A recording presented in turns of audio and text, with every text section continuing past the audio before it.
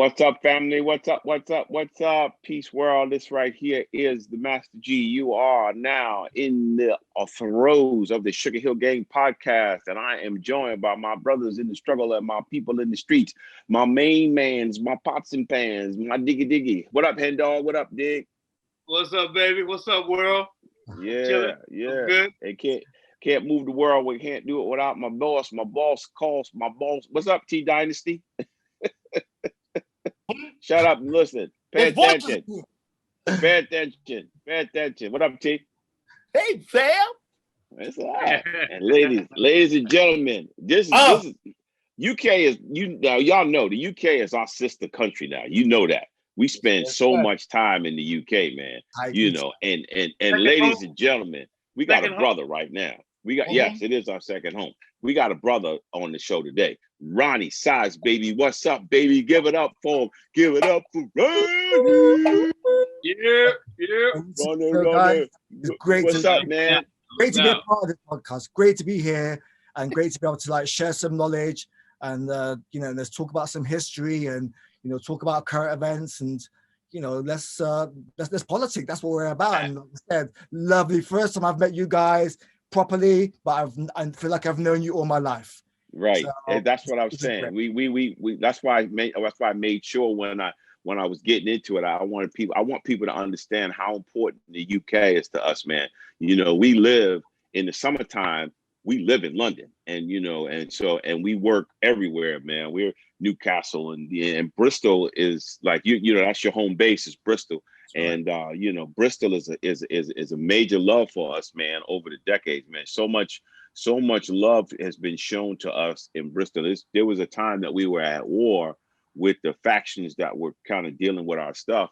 And from like about 2005 to about 2010, man, Bristol was one of them places that we could go to, man, where it didn't matter what was going on. The love was there. So, man. We've always had the pleasure of having that culture and just being inbred from us from day dot. Me personally, you know what I mean? I'm one of the older cats, you know what I'm saying? But, I still got that young youth spirit, that young, I still want to go out there and still want to tag on the walls. It's not just the music in Bristol, it's the graffiti, it's the dress sense, it's the lifestyle. People, they want to play vinyl. They want to, yes. if you play something else, they turn their nose and like, oh, what are you doing, man? It's like, we need to play vinyl, so right. People are now, they're proud of their vinyl collection and they go through and, they see that blue label, which, we're all familiar with you guys and, everyone's got one of those in their collection, but yeah, we are, we're lucky to have you guys want to come as well. Hip hop artists, especially from New York, from that East Coast, they want to come to Bristol because I don't know. I think we share something. I don't know what it is. I think when we used to come to New York, every time I made a tune back in the 90s, New York was in my head. That was my imagination. The thing about it is, Ronnie, is because like I said, man, I do this thing wherever I go in the world where I explore. So I literally like to get entrenched in the vibe of where I'm at. And I've done that, like away from the group, away from everybody, dressed down. And I just go out, man, and just be moving and grooving, man. People past each other. Yes, I'm sure we probably have. And, the thing about Bristol is it's a lot like, and I'm just trying to put it in context. It's a lot like being in Harlem. You know what I mean? Whereas, there's just so much energy, man. You can feel the energy of the people. Like you said, the vinyl thing is happening, real music is going on, live things going. You got different worlds, man. The cultures are mixing there. Like I said, that you got that big, humongous train station right there in the middle of everything that everybody kind of uses as the Mecca. You know what I mean? Like a lot of history on that train station. There's a lot of history, and then I think right next door to there's another building where we used to do some jams back in the day. So it's like wherever we could go and set up a sound system and 2 turntables in Bristol, that's what we would do, and always happens. You know what I mean? Yeah, so we're gonna ask you right here, Ronnie. Give us your first introduction to a Rapper's Delight? We ask everybody this. What was your first? Give us a Rapper's Delight story. Tell us your Rapper's Delight story. The first time I heard it was, I think it would have been on the radio because I was quite young, and I think it was. I think it might have been like someone like John Peel. Like people who know John Peel, he was a legend and he played every genre of music. It may have been like John Peel, but then again, my two older brothers, right, they're like 5-10 years older than me, and they used to send me shopping all the time, and to go and get all the imports. And to be fair, we used to get the super disco breaks first. I had some cousins who moved to New York, so we used to give them a list. We used to give them a list of all the tunes, and it's crazy. And then he sent us all the super disco breaks. But I think Rapper's Delight, we had that before. And then I remember when I first got it, you know what I mean? Like we all did, everyone did. We learned every single word from beginning to the end. The 15 minutes, there was a single rhyme in there that we didn't know. And even if you didn't know one of the rhymes, you like end up like just mumble through it. Do you know what I mean? Do you know what I mean? And the chicken tastes like wood. And you know what I mean? First time I ever heard of Holiday Inn Hotel Holiday. Right. Yeah. First time I ever heard of Holiday Inn, I'm like, Holiday Inn? What is that? I'm like 14, 13. You know what I mean? So yeah, those kind of stories. And like I said, I was a young kid and I used to sneak into clubs. I used to have to hide inside the speaker boxes because I was quite young. But I used to do it, and I used to get away with it. And then, the club would start to go off, and then I'd sneak out into the club, hang around for a bit, and then I get kicked out. But Rapper's Delight was obviously knowing Good Times and Chic. Yeah. For me, there was a lot of. I know a lot of the first early rap records like Funky 4 Plus One More. Yes. Which I was really into. Spoony G. Yes. Rap, and shout out to Spoony. Yeah, all the Shantae stuff, and so I remember just like saying to myself, I'm gonna buy every single rap record that's gonna come out. Oh, I must have been like 13, 14, like young. You know what I mean? Didn't have no money. Brook pocket, didn't have no money, but just scrambling. Yeah. And your introduction musically, man, what was your move? How did you, how did you get into, making the beautiful stuff that you've eventually ended up doing, man? Your stuff is so electric, but R&B funky with, Same as you guys, man. It's the same. It's the same because what it was is like when we were creating, like we were using a lot of samples and stuff like that, and then we found out there was a lot of problems. Do you know what I mean? And then we like got into a bit of a zone where we started to build a band. Do you know what I mean? Which is, that's our latest conversation. But I think we got like a real synergy, a mirror image of both. Like I kind of like followed a little bit of what you guys, let's recreate this shit rather than sample the record. Let's recreate the drummer. That's what we did. Yeah. But I'm lucky I had brothers. I got two older brothers. Reggae sound system brother, hip hop brother. Do you know what I mean? My brother was a wicked break dancer. Into head spins. Wow. And I was brought up in a good family. I was the youngest. I used to always get like, little box on the head now and again. But I was lucky that I had a musical family. My mum, she had a batch of 7 inches from Jamaica. My mom's Jamaican. I'm not sure. Yeah. What are we all Jamaicans here, or have we got? Yeah, I got Jamaican in my family. Yeah. My people everyone from, else, man. Yeah, Kingston. I got a little Spanish. I got the whole. What about everyone else here? Everybody else in the United Nations. Yeah. But I'm the only Jamaican kind of person here. Yeah, but I'm cool with it, man. Food. Ari, man, it's all good, brother. Love is in you here. Yeah, man. I love Jamaican food, no doubt about that. That's not the same thing. It's not the same thing. It's not the same thing. No, go ahead.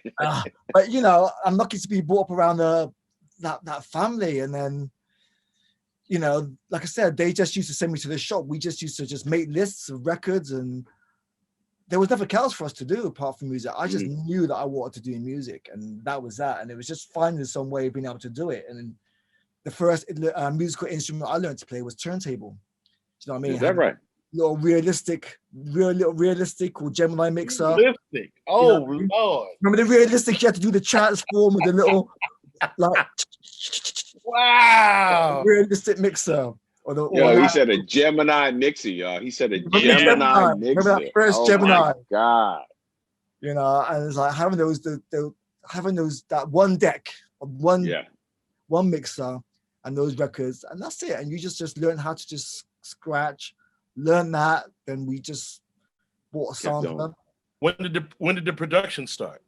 Yeah, you know, when we had the money, because we were broke, and like we didn't have money. So we don't come from like, you know, rich background where, you know, we never had bank of mom and dad that went out there and said, oh yeah, you know, what would you want to do? You know, it was like literally we had to go and put parties on, take the money, do raffles, and then there's go out and say, okay, what we're gonna buy? We're gonna buy a basketball net, or we're gonna buy, you know, a drum machine. So you've got the drum machine. So having the drum machine is great, you know what I mean? Just like first drum machine, learn that. You said realistic, and that's why I started laughing. Yeah. I remember having the old realistic tape deck. Oh wow. That you had to record to. And what we would do is take the old records. There was do you remember Drum Drops, the records? Oh yeah, of course. Yeah. Drum Drops. Now this was after Pretty Purdy. But Drum Drops used to play the record and then play music on top of it into the realistic. You know, so you almost had like 3 tracks going in to the thing, and and then you do A to B to get you something else on it. Yeah, that was the poor man. That was the poor man's A track, Jack. But that was it. The thing is like back then it was just like everyone was improvising. It was like 2 tape decks, a mixer, you know, some belt drive turntable. Do you know what I mean? And you're trying to and you and it would drag. It would drag. you wonder how certain DJs like back in the day. Do you know what I mean? Like, for me, Cash Money. Like when I first saw Cash Money really take it to the next level. You know what I mean? I'm a massive like fan of New York artists. So I think Cash Money. He was definitely New York, right? No. Cash Money's from New York. Yeah. Yeah. So I was always just, just into that whole the subway. Like, when you say you come to Bristol. When I went to New York, we just jumped on the subway, man. Just you got it. That's the vibe right there. Right. Yeah, you got it. Yeah, you want to know what's crazy? It's crazy that we've never actually played on the same festival together. Because I know. But that's not true. We have. We have. Really? That's one of the festivals. I think so. I remember. One of the festivals. I think there was one that I played with you, and I think it was so muddy. What year? Yeah. What year? That one where we were covered, we had to put the boots on. The wellies. Plastic. The wellies. The plastic. We had plastic. The wellies. Yeah. Welcome to the UK, baby. Back in, about the wellies. What year was that? You see, I know, right? Right. You see, I know, right? You know. Wellies, right? We played live, right? We played live. No, not live. No. I remember seeing you guys like briefly. Do you know what I mean? Because for some reason or another, there's always some type of like, when you're doing shows, it's like a passing, passing in the night. Yeah. Yeah. And we were in the same space. I think we've been in the same space. We just, this is like you said, this is the official contact, it's to sit down and really vibe. You know what I'm saying? Yeah, that's definitely what's happening. Definitely. Funny that you say you go to the subway when you come to New York. Oh yeah. Because when I go to Europe, I'm in the tube all the time. I try to drag them into the tube, but they won't go. It's scary to choose though. The subway no. Scary because it's like overground, and it just seems like it's just more. But even the London tubes, man, is like. Let me tell you, the tube to me is just too damn tight. That's the thing about the tube. It's like as a New York train. Yeah, for real. Hey, I'm in the cab. I don't care. I would take a cab anywhere in over there, man. I jump in the cab. If we ain't being driven by the people, then I'm in the cab, man. And that's it. And that's okay because I dig it and I can get anywhere I want to get and I know where I'm going. So yes. Well, like it's like that thing. Like I said, me and my boy Dynamite, we just used to if we knew that we was going to the US, we'd make sure that we go a few days earlier. And then we would go down to, across the bridge, go down to Brooklyn. I even cut a couple of dub plates down on Jamaica Avenue somewhere. Yeah. In Fulton. Yeah. It was somewhere far. It was crazy. Right. So let me ask you this, man. Let me ask you this. Where how's it going, on the whole Black Lives Matter thing, man, out there? Because it's like I said, there's such a mix. It's such a mix of people in Bristol. What's the scene like right now out there, man? So have you not seen when the statue got pulled down? Have you not seen that yet? Yeah. So Bristol, for some reason or another, Bristol, they seem to want to be the first at doing shit, which just gets people noticed. And they pulled down this statue of like Edward Colston, who was a slave trader. And they've been trying to get the statue removed for a little while. And they made it a point that this was going to be the day.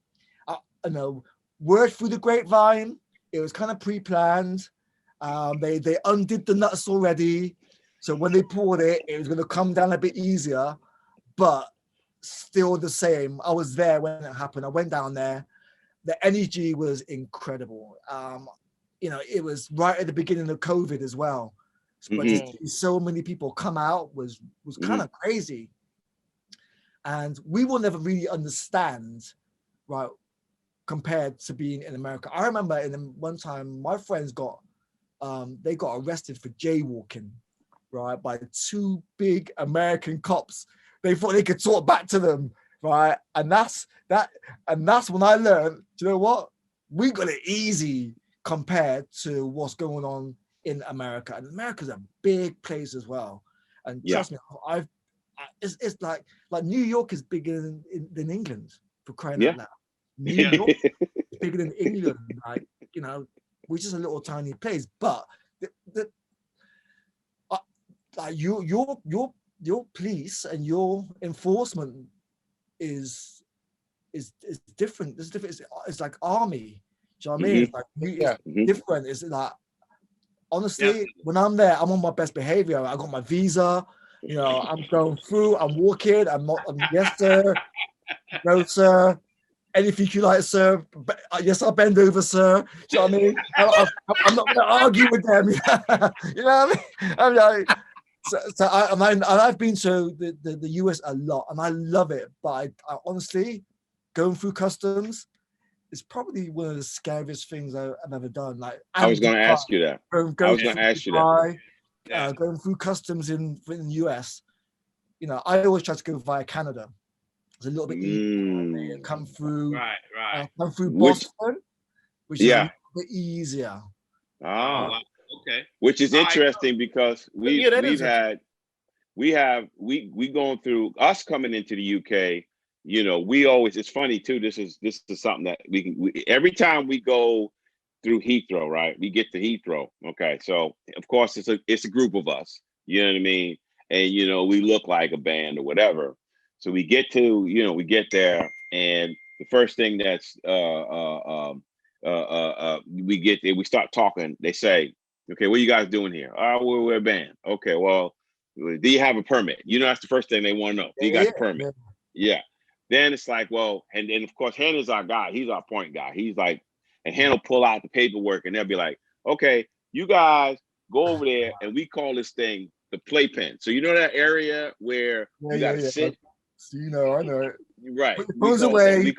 Right. Put your phones away. Right. You got to sit there, and you got to be there while they call the agency and talk to somebody and blah blah blah blah blah blah blah blah. You know, so and we get to the point Once where they find out it's you guys, and they go, "Oh shit! I know Right. every word to your tune." Yes. It happens every time. Every And you got some guy with some geeky white Yeah. glasses and shit. They're Yeah. like, yeah, Yeah. and they'll sing every word of your tune. Or the And then, captain of the security will come out. right, Don't you know who these guys are? right. Take a picture. And Can I then- take a picture, photo? And they'll follow us from the time we get through. They're like, "Sorry, mate, will you mind if we take a picture?" They go from you guys go stand over there, Go we to the gonna check. corner. Right, to the point where no, you don't understand. My dad's a fan, so yeah, man, we get it. But yeah, awesome, man. See, just describe to me, man. Describe to me the drumming, how to drum. Describe drum and bass to hip hop, man. Describe that to me. You know, it's like, first and foremost, it's like, I would always say that I'm a junglist because it was jungle that came first. It came from like this rave culture, this really early rave culture, this which just seemed to just amalgamate with all the reggae sound system culture, and then it just mutated because there was a bit of a culture clash. There were because there was a lot of the energy of black people, and then there was like there was like white people who loved the music but didn't quite understand the energy of the black people, and then it just kind of got a little bit like, you know, back and forth, to and fro, and then it just, you know, became like politically correct to go, oh, okay, you know, this is going to call this drum and bass because it's not necessarily jungle. Whereas now they love it. They want to call it jungle again. They want to be down with the kids. It's like, yeah, I'm a junglist now. But I've always said that I'm a junglist, but I love making drum and bass. And the way that it, you know, I see it is like, it's just an amalgamation. We're hip hop's like little brother. Do you know what I mean? That's the way I kind of always looked at jungle and drum and bass. We looked to the reggae sound systems, and we took the breaks from all those hip hop records. I got this out just so just so you know that I'm down, man. I got this out. Oh wow! This isn't just anyone. This has got all the 7. It's got the actual vinyls in there from Blondie's band. It's like the 7 inches, the vinyls. You know what I mean? Which Kenny Dale gave me this himself. All right. And this is like the original soundtrack and the records from Wild Style. So watching Wild Style and watching another movie called Babylon, which is on Netflix now. And these two films, basically, to me, you put these two films together, Wild Style and Babylon, and you come up with jungle. You know, we and the rave culture and the sound system culture, and you know, and then with the technical stuff as well, just hearing, like, you know, being kind of geekish. You know, we love to mess around with computers. You know, I mean, we all played Donkey Kong back in the day. We all played, computer games, right? Back in the day, way back when we could. You know what I mean? We all did that. So once you knew that you could make music on computers, you were like, oh man, yeah, this is about. What instrument do you play? Do you play any instrument, Ronnie? I tell you what, if you give me $1, I'll play anything you want. I play spoons. I see you got the keyboard. I see you got the keyboard back there. So you know, I got a few things. You know what I mean? If people say to me, "What instrument do I play?" I say I play Pro Tools because that's what you use. Pro Tools. You know, I kind of like, you know, without, you know. People always give Quincy a hard. They say, "What does Quincy do? What does Quincy do? He just makes phone calls. He just makes phone calls." I'm like, no, exactly that. And I'm like, look, I can play. They don't have a clue. I can do good, but I can also get someone who can do it better. But I can play a little bit. I can play a bit of this. I could, you know, I could strum some. Right. Ronnie, see, what people. You could be the best musician in the world, but if you put him in the studio, he won't be able to produce nothing. He won't be able to create not one song. All great musicians are not producers. They're not composers. Yeah, right.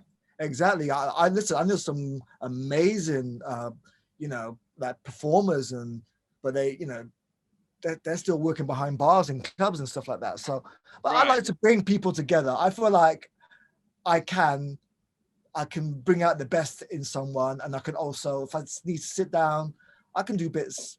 I can do bits here and there. I could play a bit of this. I could play a bit of that. I could play a bit of violin if I had to. You know, Absolutely. I'll work it out because I'm in no rush. Right. Listen, I completely know what you mean, man. I mean, if anybody, you know, was to ask me, I'm sure I don't claim to be the best keyboard player in the world, but if you put me in the studio, I guarantee you I can come out with a hit. Exactly. Yeah. Sometimes it's all about just like, you know, coming up. Just it's rhythm. It's like it's a vibe. It's just it's like jamming, and it's just things that you play. I mean, last night, you know, I stopped by Hen's house and I was working on his microphone and I was messing with something. And I was like, oh, yeah, you could get this program to chop the sample for you in Logic. So we were messing around. So pulled out something and Hen was like, oh, put this off of YouTube. Let's chop this up. And within, we were messing around for 10 minutes and it turned into a couple of hours. Yeah. In a couple of seconds, because, you know, wow. just the sounds you get, you know, just by playing, you know, just goofing around. But that's where it really comes into play. You know, like it encompasses everything. But the way that you knew the jungle, like that's what you were awarded for as well, right? Yeah. So I was quite fortunate. I won an award back in 1997. It wasn't planned. It was something which, you know, we were a great band. There was myself, DJ Crust, DJ Die, DJ Sav, Dynamite, Annalise, Cy John, Bobby Merrill, Clive Deemer. You know, everyone had just something special to bring to the table. And we were at a point where we were all competing with each other as well, because we were that hungry. And that competitive nature, that hip hop battle nature, do you know what I mean? That's what we kind of thrived on, and that's how it worked for us. It was more the sense that, you know, once we got on the road and started touring, and people started to notice that they needed to see that they never got it at first by hearing it. They're like, "What? This is just some kids in the bedroom on the computer just messing around." But once they saw the drummer, once they saw the bass player, once they saw, you know, the DJs and the MCs all together, they were like, oh, this shit's real. Oh, this is a real band. So people started to take notice. And once they started to take notice, then the record labels started to take notice. And then the establishment started to take notice. And, well, we need to, you know, see what this is all about. Do you know what I mean? And we made it kind of credible. And not just me. Obviously, there's people like Goldie, there was Adam F, there was DJ Rap, there was a lot of people in the scene at the time, Shy FX, all the MCs like Navigator, and just lots of different people in the scene that Andy sees, all the DJs. We were all making noise for each other. Right. And the establishment just could not go, you know, they had to take notice. And then, you know, we coming from Bristol, we just kept on doing our thing, and we never asked to win the award. We just turned up, we did our thing, and when we won a Grammy. And once we won that Grammy, it just allowed us to be able to go out there and do what we needed to be able to do. Do you know what I mean? And you know, it gave you that freedom. It gave you that freedom, that legitimacy in a way, you know, that mass appeal situation, man. Yeah, we were an amazing band. When we were on fire, and there wasn't no one that was really doing what we was doing. I kind of modeled ourselves around the Roots, who were, like, for me, the only real live hip hop band. Yes, and it was like also with the finesse of Jill Scott, with Only, do you know what I mean? And also with the energy of the Prodigy. And you put those three together, and that's when you get to represent. And that's a good way to describe it, man. Yeah. And that was the essence. That was what it was. But we also had Bahamadia, which I'm not sure if you're familiar with Bahamadia, but she's from New York, and it was through Guru from Jazzmatazz, my boy Guru, rest in peace. Yeah, rest in peace. Yeah, I met him. I gave him a track, and he's like, "Yo, Ronnie, man, it's too fast." I was like, "No, it's not." He goes, "Just fine." He goes, "But I got someone who's perfect for the track for you." And then that's when Bahamadia came through, and she just smacked it with new forms, and just like, and that was it. It was incredible, man. Incredible. But you know, it's. I got a wild question for you. I got a wild question, man. We were over there in during right when the Brexit thing happened, and I know this is getting off base, but you know, one of the big things that was going on, like right when it was getting ready to happen, I think it was 2015, 16 when Brexit went down. Was that it? Right around that time? Was that it? Well, just for your information, we still haven't left, right? But still haven't right. Yeah, I know that. But yeah, it was like huge. Like, even, I mean, being an American, you know, it's like asking me whether or not I want to be different from California. You know what I'm saying? It's like, do I want to disassociate from, you know, California? It was like, wow, you know, I don't even know how to, you know, come at me. How did you feel, man? I mean, you know, being in the middle of all of that, man, entranced in all of that. How do you feel about that? There's a couple of things, right? Like, one of the things that people never ever bring up, the actual day that people were supposed to vote on Brexit was the same day as Glastonbury. Oh, wow. And so there was like, imagine, but a lot of people can, like in America, people can vote beforehand, but a lot of people didn't vote beforehand because they was at Glastonbury. So that's like 500,000 people already who didn't vote. Right. We never thought that the UK was going to be that stupid to want to ever leave. But I kind of understand Brexit like this. I just think that there's a culture that are scared of losing their identity. There's a UK culture. They're scared of losing they're scared of losing that identity. Fish and chips, down the beach. Do you know what I mean? It could be freezing cold outside, but I'm still gonna wear shorts and a t-shirt. You know, there's a British culture, a British, I would call it a culture. There's a British identity which is on the verge of being lost. And the vote was I wouldn't call it a race vote, but I think that the divide was that the young people just didn't come out and vote. Do you know what I mean? It wasn't for, you know what I mean? Young people should have come out and just thought, you know what? You know, if we want to do our thing, then we need to vote for our thing. Like, I'm guilty. I wish I didn't vote. I was too busy rehearsing for my show. And I should have voted, but I was so like all over the place.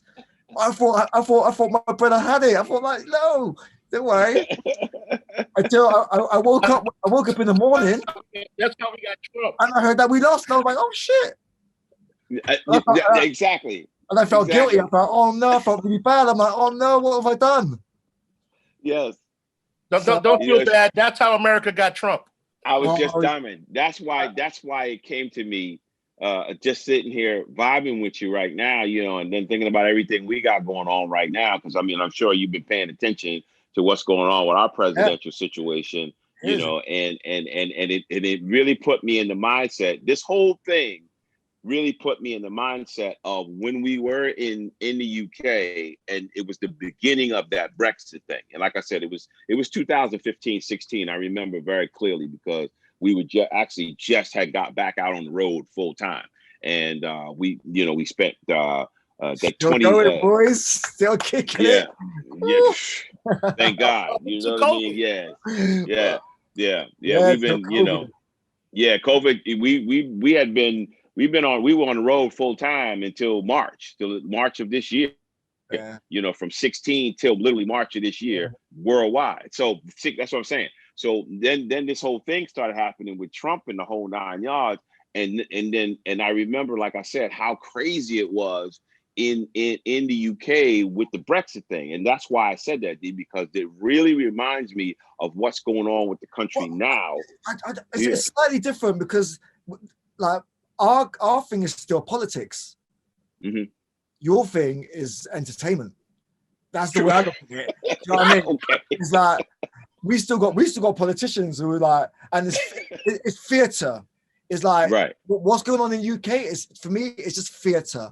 Like Boris Johnson is throwing his toys at the pram because he can't be in the House of Commons, right? Screaming and shouting, and everyone, you know, that whole like he was doing back in the day, right? Yeah, and now you got like Trump, who's like throwing his toys at the pram because he's got to leave the White House. It's like, you can't write this shit. No, like, you can't, man. You can't make it up. You can't make it up. You can't write it. You can't. So, general consensus over there of what we look like right now. Well, like, honestly, what does it sound like? Honestly, personally, and I have to tell this to a lot of my friends, a lot of people that never been to America. All they know about America is what they see on the TV. Oh, God. I know, but that's just a fact. And it's the same with the UK. You got a lot of people, and you go to America and you speak, and they go, "Oh, your accent's funny. What language is that?" I'm like, "Hold on, pipe down now. You're speaking our language, so just pipe down." But it's really the other way around. Yeah. But my point being is like, I got a lot of friends in America. A lot of my best friends. Like I got Victor. I got so many friends in America, Jazzy Jeff and all them, man, and they're genuine friends. I go to their houses and it's like we're all the same. It's like we are the same. We are all the same. It's like, but what they're putting on TV, that don't represent me. Do you know what I mean? Boris Johnson does not represent me. There is no one in government, right, in politics, that represents me, unless they can come to my yard and sit down, and then we can talk about beats and we can talk about what style. Right. Do you know what I mean? You know, I'm not sure about Trump. You know, I don't. Same thing. I don't. I don't get it. Same thing. See, he don't represent us. Right. We had so many of our friends, man, have came to me, and I've had conversations before we voted, right? They say, I don't like Trump, but I ain't no Biden and Harris fan either. But neither one of them represents me. You know what I mean? But the thing about it is that you pick the lesser of the two evils. Who would you rather have in there?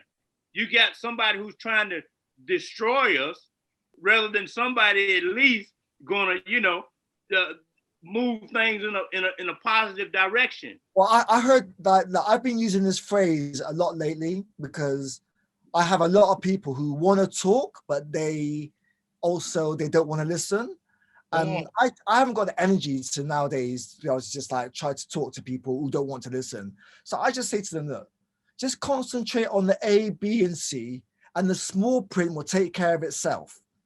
Just don't worry about the small print. Just focus on the A, B, and Z. So A, B, and C, sorry.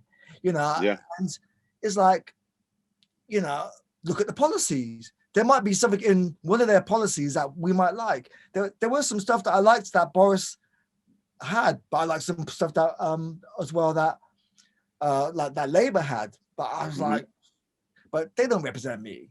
So I just look at the A, B, and C. I'm like, okay, you know what? I like that. I don't like this. Don't like that. Because if you don't use your vote, it just gets thrown into the cold anyway. So you might as well use it. How are you handling the COVID thing, man? I know that I got some friends over there too, man, that I've been talking to, and I know that everything has been pretty much. I like in Liverpool. I got some good friends in Liverpool, and I know they got locked down. They're pretty much locked down again. People in the UK, they like to go out. They like to go. They like to like humans. Go to the pub. Go to the pub. We like to embrace each other as well. We like to, and I think for the first 6 months, everyone's like, you know what, this is cool. We all need a break from each other. It's cool. You know what I mean? It's like, and then now this last 6 months is like, you know what? I fucking really need a hug. Do you know what I mean? I'm spending so much time by myself. Like I genuinely need a hug. Do you know what I mean? I think last week I was almost, I just wanted to cry because I'm missing my audience. I'm missing my crowd. I'm missing the heat. I'm missing. Do you know what? I don't know how much more I can take.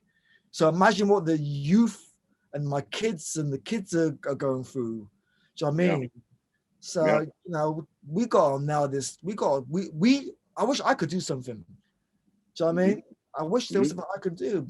But are you going to take the vaccine? Maxine, I can't wait to meet Maxine. Whoever Maxine is, I look forward to meeting Maxine. Do you know what I mean? He said, I can't wait to meet Maxine. I can't wait to meet Maxine. I bet she's a lovely, lovely girl. Lovely girl. Tell her I said hi. Me too. Hi. I mean, so Ronnie, let me ask you this question, man, because we definitely we're kindred spirits. I can already tell. Like for me, like going into like a performance thing. That's one of the reasons why I was asking you about what you got going on. Like for performance, like a lot of times people will, they'll try to size us up. Like we get to a venue and they're, man, you guys want something to drink? Man, you guys, I know where to get the bud. We're like, nah, we don't drink. I don't really do a whole lot of. I don't smoke. Right.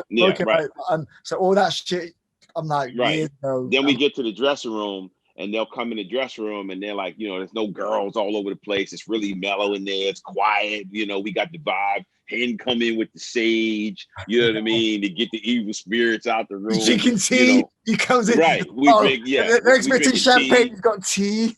You're right, we drinking tea, I'm drinking tea with milk, and then they tripping because I'm drinking tea with milk and blah, blah, blah, blah, And so, we need that. And we need that space and that time and that energy because our thing is, we getting ready to give the people what they came for. But when you get on stage, that's where it all comes out. So I'm starting to, I'm starting to lose my mojo a little bit. Yeah, the love, the energy, the appreciation, the dedication, all of it, man. We just let it have it. We let the world have it, man, because we're so grateful that, like you said, man, here we are, 41 years being a part of this music thing, man, and we still get calls for festivals and Singapore and all these different parts of the world, man, and people genuinely still, when I say this on stage, I mean, for us to be two guys, Mike and I, that started out doing parties in people's basements, man, to be standing on the stage in the world in front of thousands of people 41 years later, we're humbled and we're honored, and we thank every night, we thank every single person for coming out, man, because it's our thing. So do you have like some kind of thing that you do before you go out, or what do you do before you go on? I think my rituals are kind of like, it's, do you know what? As long as I feel good in myself, and as long as I know that I've done the homework, I've done my prep, I'm always nervous, no matter what. Me too. Do you know what I mean? I'm gonna be nervous. Like once I'm not nervous, it means no. I'm like that's not. I think I'm. It's called anxious. I think it's anxious. Confident. Yeah, but I'm still confident about what I'm about to do, but look, sometimes playing in front of like 20,000 people is real. That's easy, but playing in front of like 10 people, because that when 2 people leave, then there's only going to be 7 people or 8 people left. So 10 minus 10 take away 2, 8. Then another 2 goes, and then have you ever tried to keep 6 people dancing? You know what I mean? It's like sometimes it's like that. So I think what I'm trying to say, no matter what, whether it's 10,000 people or whether it's 10 people, I'll always prepare myself the same way. Yeah. So I might have a little drink at the end when I'm halfway through. What's in my vibe? I'll have a drink. That's cool. And, that's cool. Like, I'm allowed. I'm allowed to have a little. You're allowed to, man. You're allowed to live. You're allowed to love it. Yeah, right, no doubt. Hennessy. But I do have a big. I do have a big rider. I do have a big rider. You're people always come to my room. Right now, Ronnie. I noticed that you said like, you know, how easy it was to play in front of 20,000 people rather than, you know, than to play in front of 10. Now, you probably, my guessing is you're just like us. I mean, we give the same 110%, whether it's 10 or 15 people or whether it's, you know, 20,000. That's right, yeah. And you have to. That's engraved in me. That is you my right ritual. there. Put your hands in the air. You over there. Put your hands in the air. Come on. Hey, there's the vocal right there. There's a vocal right there.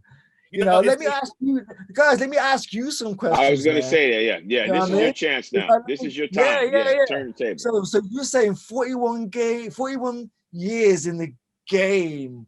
You know, like, can you remember your first real gig? The time when it's like all together, you all looked at each other, and you were like, "Yo, man, we smacked it." Yeah, tell me, when was that? We Mike, rest his soul, Hank. It was Hank, Mike, and myself. And then when we first started, we had a band. We played with a live band. We had a 13-piece band. Because who put the band together? Sylvia? Was it Sylvia? Yes, it was a group called Wood, Brass, and Steel, and they were recording on the All Platinum label. And then she made them our touring band, which eventually became the Sugarhill Band that recorded all the records, you know, that you hear from Sugarhill Records. Anyway, we were at this place called Rutgers University in New Brunswick, New Jersey, and we're on the stage. And like the first gig we did was like a couple of hundred people at a disco. But this was like the gymnasium, and it was like thousands of people in the gymnasium, right? And so I'm on the stage, and the girls are like trying to get on the stage, and the security's like pulling them down. And one girl grabbed my shoe and was pulling trying to pull me off the stage. And I looked around and I was like, oh snap! This is like the movies that I've seen on television for the real rock stars. You know what I mean? And we were like, yeah, man. It was on and popping. So the Rutgers University, the first show, we did it with a group called Black Ivory. We played with a group called Black Ivory. So it was Sugarhill Gang, and Black Ivory was like the headlining act at that time. But we smoked Black Ivory. We smoked them. Is there any footage of that shit though? I don't know because it was so new. It was so long. What year was that? It was September, so it's still 79. Yeah, so it was still 70 because it was September. The record came out September. Yeah, before it wasn't. I hadn't turned 18 yet. So yeah, it was still that fall 79. So we cut the record in August. It came out in September. By October. So Rappers Delight came out in September 79. Right. So yeah. So I was 10. Yeah. I mean, yeah, and I was a little bit off, but I knew 14 was. I was trying to wing it a little bit, but yeah, I'm like I said, you know, I remember learning every single word, back to front, inside out. You know what I mean? Just playing it until you know the grooves run out, and yeah. You know, I tell people this all the time, man. That you know, some people. And I've listened to artists say this, you know, oh man, like Bobby McFerrin, he doesn't like to do, you know, that song. What's the song he has? I don't know what the song is. Don't worry, be happy. Yeah, he don't like to do that song. I've heard like he doesn't do it. He won't do it. You know, it's like, for me, Rappers Delight. Listen, Rappers Delight is my license, my passport to the world. It changed my life. And it has changed the life of so many other people. You know what I mean? So it doesn't matter. If I'm going to be known for something, to be known for something like this is pretty cool. I've got another question though. Okay. So the first line, right? What does it actually? Yeah, what does it actually mean? A hip hop, the hip hip hop. Is that where the word hip hop came from? Okay, so long and short. That's where I believe it came from. Okay, so in a sense, it came from the reason why people eventually started calling it hip hop is because they needed a word to describe it, and because the first thing that people ever heard was hip hop, the hip to the hip hop. You don't stop. It just kind of became like a natural thing. You know what I mean? Now, the whole idea about that is called a fill. So when a person gets ready to get on the mic, or a person first gets on the mic, most of it you're trying to figure out what you're going to say based on what's going on, how the party's going, whatever. So in the time of you doing that, you use a fill. For example, when Mike got on, he said, hip hop, the hip to the hip, and the hip hop. You don't stop the rock to the. Then he goes, now what you hit. He's getting himself ready to go into the verse. And like with me, on my part, it's Master G, my mellow. So on you, well, it's on and on and on and on. Well, that's my setup to say what I'm the MAS, what I'm going to do. So as I'm saying, it's on and on and on and on. In my mind, I'm like, okay, where am I going from here? And that's the same thing with hip hop to hibbity. He was like setting it up to figure out where he was going. So that's the reason why he did that. Because I'm sure as well, there's one line later on, I think, which Buster took out there, the woo-ha, woo-ha. That's a different song. That's Eighth Wonder. I think it's so that you understand, he copied Banks' line, and unfortunately wound up paying. Well, that's when it was drama going on. But it's up my back, it's around, it's up my back, it's around my neck. Woo-ha! I got them all in check. That's the line. That's the line from Eighth Wonder, and he actually took that and used it in his song. So that's a different song, but yes, very. I'm like, because like for me, there's like all these different energies. Well, there's so many Sugar Hill songs out there. You know what I mean? Like again, we're best known, and again, we're best known for Rapper's Delight, but we're also starting to get known now for Apache, which is the Jump On It song. That song is bigger. That song is a bigger record now than it was when we cut it 30-something years ago. Like we cut it 30-something years ago, it was a mild hit. You know what I mean? We weren't even doing that record. It was like, yeah, okay, we'll do Apache. Okay. Now, like Rapper's Delight, we can't do a show without doing at least the Jump On It part. We do a thing. We do even like when we do like a little halftime performance, like for national sports events, we have a setup where we do the Jump On It part before we get into Rapper's Delight. So yeah, man.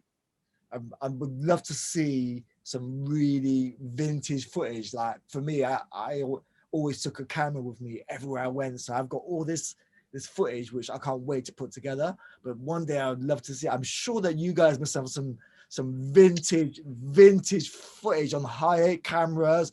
You know what I mean? Surely you must have like amalgamated it and put it together. You must have some hidden tapes, some tapes from the park, or because the Africa Islam tapes and all. I don't know. I don't know. Again, we were in an age where it wasn't the visual. It was like it was the moment. You were in the moment, and that was that. You know what I mean? Like it wasn't like everything is recorded. Like that camera guy, man. Yeah, that camera guy is out there somewhere. No, there might be somebody out there. Like for example, that the video that we have, Rapper's Delight. That video, Rapper's Delight, is actually the filming of the club. The club actually filmed us performing, and it wasn't a video. The club just filmed that, and then they used that footage later on because there was no video for Rapper's Delight, because there was no video needed at that time. It was still audio. So yeah, man. But yeah, brother, this has been super, super crazy, man, and awesome. And we really, Ryan, we gotta figure out how to navigate our way through you, man, and to you, man, once this whole thing, once the world opens back up, because we will definitely, we were supposed to be over there right now. I mean, literally while we talking, we were supposed to be there. So, the powers that made this happen are the same powers will, that will generate something. Because like I said, I've just literally finished this album, but I'm not putting out this year. I'm like, no, I'm not putting no music out this year. I'm like, no, I'm not doing it. I'm just not putting no music out in 2020. It's a waste of time. I want to be able to promote my music. I want to be able to go out there. This stuff is cool. I love doing this, but really, if we sat down in the room together in front of an audience, That's Much what I better. want to do. I want to be able to like smell the atmosphere, and then I want that spontaneity. Right. Yeah. So, until I can actually So go out and start promoting, then I'm just gonna keep all my ducks in a row, all my eggs in the basket, and wait. And I'm sure that, like I said, as soon as I get my visa, hey, you know what? Speak to Trump if you know him, because the visas are so expensive, man. Fucking hell, come on, man. It's like $4,500 for visa. It's a good visa though. Wow. It's expensive though. Oh my God. Yeah, no, it'll be Biden from here on out though. Biden will do it. You got to try and get Trump out of the White House first. Yeah, he's leaving. We got a sidebar. January 20th. He got to be out of there by January 20th. He's getting evicted. He'll be out of there, man. You know, apparently he found another 100,000 votes in his back pocket. Doesn't matter. It doesn't matter. He can't win. He can't win. It's over. Ronnie, man, it's been so great, man. We really appreciate you coming on board, man, and getting down with us. We just got to do this before we go. We this whole thing is for us, and I speak for Mike when I say this, and Handy Diamond. We feel like we're a tree, and from that tree, the branches of this music that has become world culture have gone out, and it's become trees, limbs, the whole 9 yards. Now it's a forest, and the whole 9 yards. And so what we want to do, man, we want to officially induct you into the Sugarhill family, man. So you are now an official member of the Sugarhill Gang family, man. So when you see us, you got to greet us with the Cuzzo. What's up, Cuzzo? So when we see you, it's what's up, Cuzzo. We talking about you because you're a family member, man. And so thank you, man, and welcome to the family. And we appreciate you, man. And look forward to seeing you, man. We're gonna wrap this bad boy up here. I am the Master G. This is the Sugarhill Gang Podcast. I'm joined by my man Roni Size, the dude, the baddest. Cuzzo, the Cuzzo. That's right, Cuzzo. That's right, Yeah. Cuzzo. Yeah, My man's and pots and pans. Say goodnight, hen dog. Wakanda forever, baby. Good night. Yeah, man. Say goodnight, T Dynasty. Good night, T Dynasty. Ronnie, man. Say goodnight, Ronnie, man. He's always looking for something. Yes. Till next time, bro. Sugarhill Gang, man. We love you for loving us, man. Peace, y'all. Thank you. And we are out.